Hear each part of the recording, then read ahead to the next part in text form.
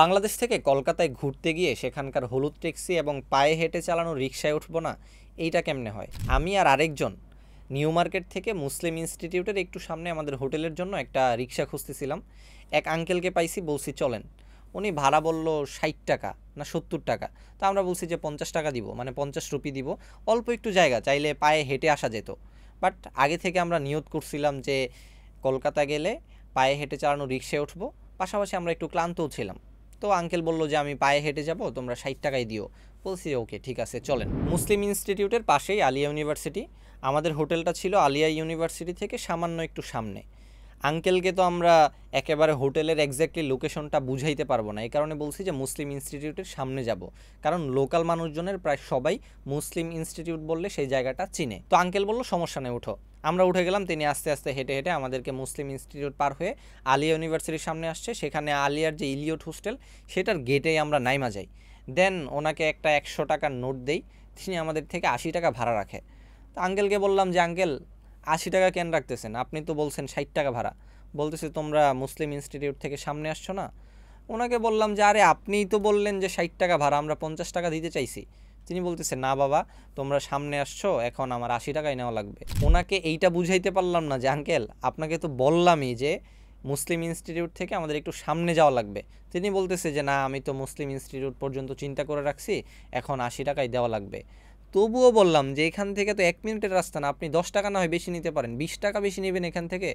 বলতেছে যে বাবা এত কথা বইলো না, এখানে 80 টাকাই ভাড়া দেওয়া লাগবে। যারা গেছেন বা জায়গাটা চিনেন তারা সহজে বুঝবেন মুসলিম ইনস্টিটিউট হচ্ছে মেন রোডের সাথে, এবং 1 মিনিটের রাস্তা হবে, মানে পাশাপাশি হচ্ছে আলিয়া ইউনিভার্সিটি। 2 মিনিটের রাস্তা হবে না হেঁটে গেলেও। তো এইটুকু রাস্তায় এসে উনি আমাদেরকে বলতেছে যে 80 টাকায় ভাড়া দেওয়া লাগবে। কি আর করার, ওনাকে 80 টাকায় আমরা ভাড়া দিলাম। মূল কাহিনী এইটা না, যখন আমরা রিকশায় উঠি তখনই দুইজন মিলে নিয়ত করছিলাম যে আঙ্কেল বৃদ্ধ মানুষ, আমাদেরকে হাইটা ওখানে নিয়ে যাবে। ওকে, ওনাকে আমরা 100 টাকার একটা নোট দিব। সেজন্য 100 রুপির একটা নোট আলাদা করে অন্য পকেটে রাখছিলামও। আসার পরে যখন উনি আমাদের সাথে এই কাহিনী করছে, মানে 20 টাকা বেশি নিছে, এক প্রকার প্রতারণা, তখন আমরা আর কিছু বলি নাই। ওনাকে 20 টাকা বেশি দিয়ে, মানে 80 টাকা দিয়ে 20 টাকা আমাদের কাছে ফেরত নিয়ে চলে গেছি। একটু সামনে যাওয়ার পরে দুইজনে হাসতেছিলাম, বলতেছিলাম যে ভাই, আমরা তো নিয়ত করছিলাম ওনারে যে 100 টাকার নোটটা ওনাকে দিয়া দিব, মানে 60 টাকা ভাড়া, 40 টাকা ওনার হাদিয়া।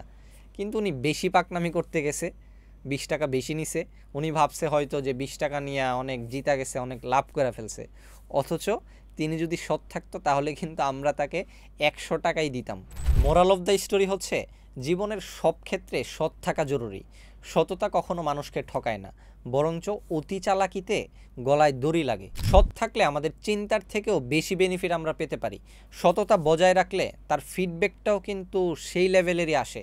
আর যদি সলসাতুরির আশ্রয় নেই, তাহলে হয়তো সাময়িক আমরা কোনো কিছু একটা অর্জন করতে পারবো অথবা একটু লাভবান হতে পারবো, কিন্তু আলটিমেটলি সেইটা কখনোই সাস্টেন করবে না। তাই আসেন সর্বাবস্থায় আমরা সততা বজায় রাখি, সেটা যে কোনো সিচুয়েশনে হোক, যেই কোনো জায়গায় হোক না কেন।